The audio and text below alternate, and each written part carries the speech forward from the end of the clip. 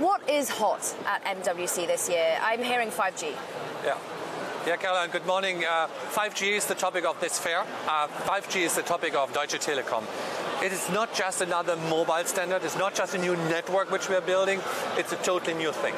It is an infrastructure which is gaining 1,000% more capacity. It's 100 times faster than the original network, and it gives you a 10 times quicker response time, the ping rates in the network. So a lot of technology coming to the people. But how does that help when Deutsche Telekom, which provides the phones, are you going to be making robots like this? Is it going to be healthcare? What connected devices are you going to be bringing? Look, we have been very reliable on building infrastructure for people.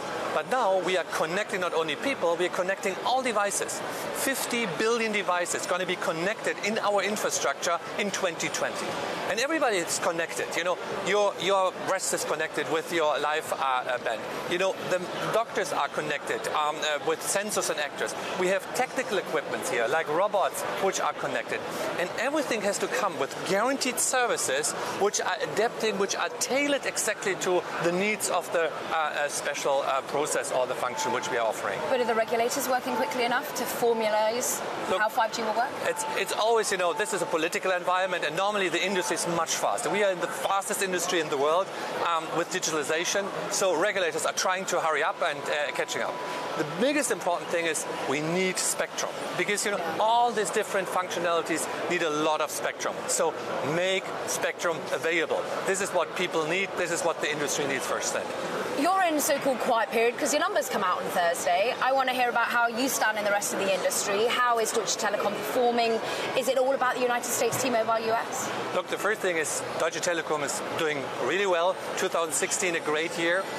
You have seen the numbers from the US. T-Mobile is rocking the boat in the US.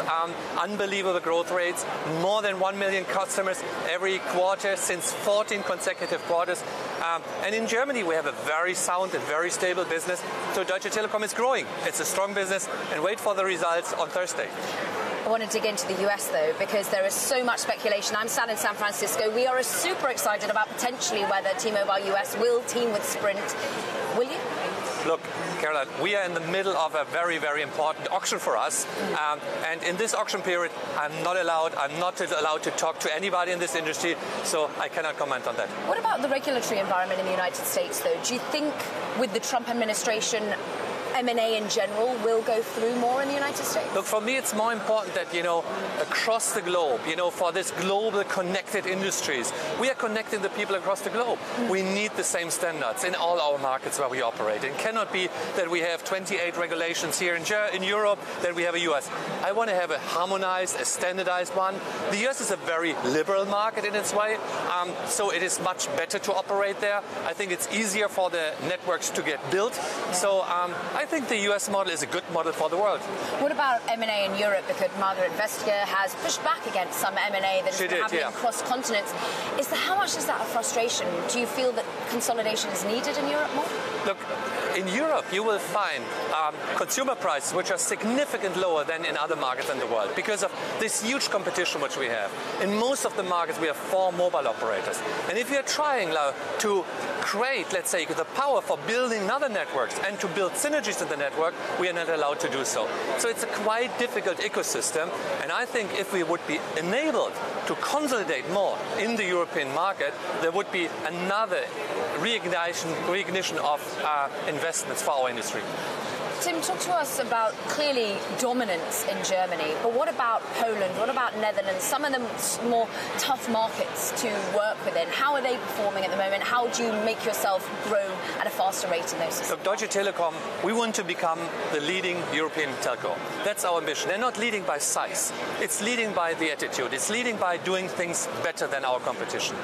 And what we do not want is a Europe which is falling apart. A Europe which has 28 countries with different communication standards.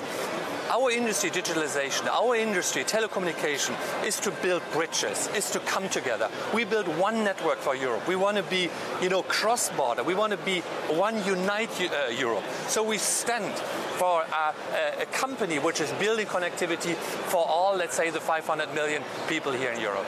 You talk about a connected Europe. Meanwhile, we see the UK moving towards removing themselves from the EU. You have a stake in BT. How concerned are you about that particular valuation? Look, I'm quite concerned about the developments. That, people are more distracted than common. I would love to see a Europe which is reinventing themselves and remembering that this is a project of peace. This is a project of prosperity for the last 70 years. And I would love to see that this new identity is coming back, and we are at the heart because we are connecting the people. Our motto is life is for sharing, and that's exactly our industry is about. I think this building borders everywhere, this is not, let's say, the idea which we want to see, and Deutsche Telekom stands for Europe.